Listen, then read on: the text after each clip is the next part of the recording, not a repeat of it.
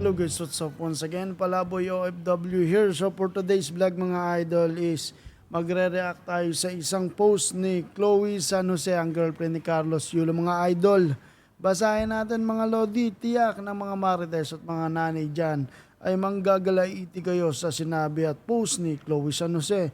Viral na viral ngayon mga lodi.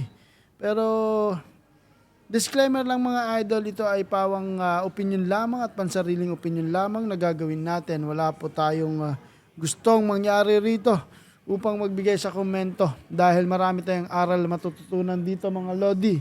So let's see. Gustong gusto ko pang mawala na yung utang na loob culture dito sa Pilipinas dahil sobrang toxic po nito.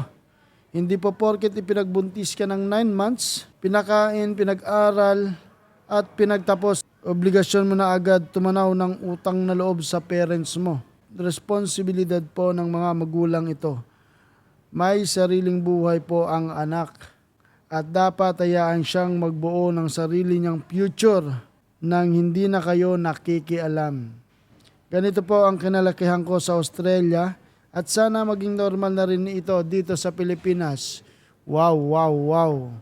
Ito po ang kinalakihan ko po sa Australia. Kung pansinin nyo sa kwento ng kanyang nanay, si Chloe ay namalagi lamang sa Australia ng 8 years. At marami ring nagsasabi sa online na hindi naman talaga siya lumaki sa Australia. Kaya wag niyang ipilit na Australian culture siya, no, na namulat, no, mga lodi. Oh, come on. Masyado kang mapagmataas. At saka wala namang nagsabi na kultura yung utang na loob, no. Ang kultura dito ay yung values ng isang anak sa magulang, no.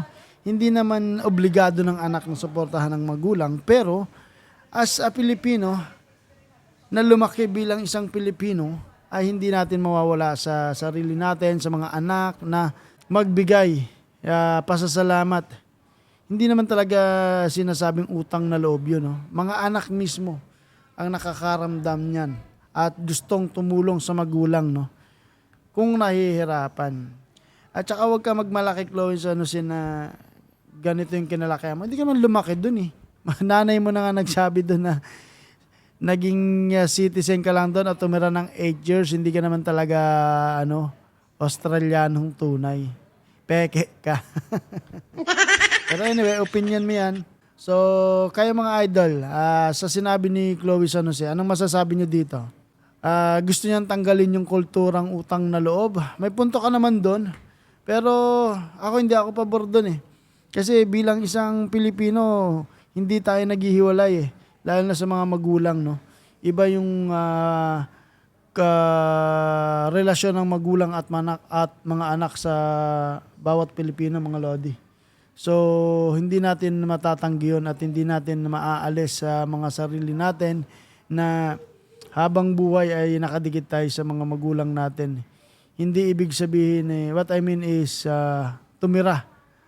What I mean is yung malasakit natin sa magulang at connection natin sa magulang ay nandoon palagi. Hindi tayo yung katulad ng sa West na hihiwalay or makakalimot, hindi makikipag-communicate. Iba tayo, hindi tayo ganun.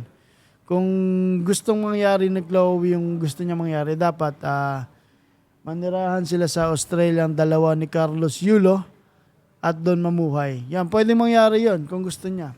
Kung gusto ni Carlos Yulo, di ba? Pero hindi mangyayari yon kasi player si Carlos Yulo ng Pilipinas eh. Di ba? So, kayo mga idol, anong masasabi nyo? And then please comment down below. Paki-share tong video na to kung nagustuhan nyo at may gusto kayong idagdag. Paki-comment and then pag-usapan natin. Yun lang mga idol, Palaboy OFW here. Pinoy Vloggers here in Kuwait 2.0 with Rapi Sam Steel and Brian Puntanan mga idol. Mabuhay!